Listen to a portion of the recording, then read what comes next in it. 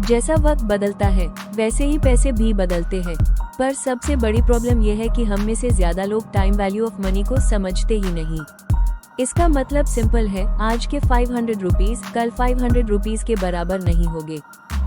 सोचो अगर 10 ईयर पहले कोई आपको कहता कि 1 लीटर पेट्रोल 120 रुपीज का होगा तो शायद आप हंसे होते, पर आज यह रियलिटी है। और यही होता है जब हम टाइम वैल्यू ऑफ मनी को इग्नोर करते हैं। टाइम वैल्यू ऑफ मनी का मतलब यह है कि पैसा वक्त के साथ या तो बढ़ता है या गिरता है। वो कब बढ़ेगा? जब आप उससे इन्वेस्ट करते हो। वो कब गिरेगा? जब आप उससे रख कर छोड़ दोगे। इसलिए फाइनेंशियल वर्ल्ड का एक गोल्डन रूल है, आज का पैसा कल से ज्यादा कीमती होता है।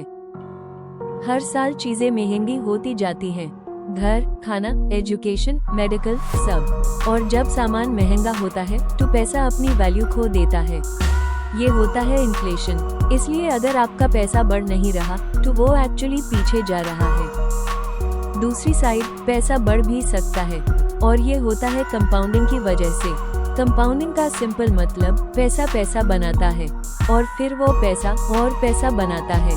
छोटा सा अमाउंट भी टाइम के साथ बड़ा बन सकता है, बस उसे वक्त दो। ज्यादातर लोग पैसा कमाने का स्ट्रेस लेते हैं पर पैसा बढ़ाने की प्लानिंग नहीं करते।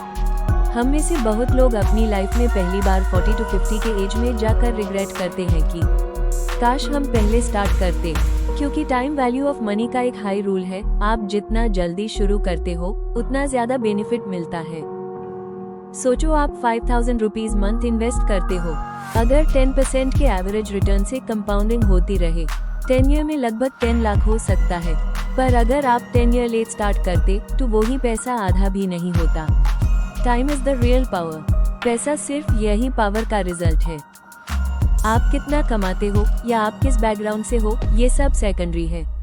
अगर आप समझ गए कि टाइम आपका बिगेस्ट फाइनेंशियल एसेट है तो पैसा ऑटोमेटिकली आपके फेवर में काम करेगा। इसीलिए सेव मत करो, ग्रो करो।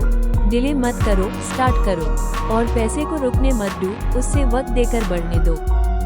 अगर आपको फाइनेंशियल क्लैरिटी चाहिए सिंपल लैंग्वेज में बिना कंफ्यूजन के तो SVNCO को फॉलो कीजिए।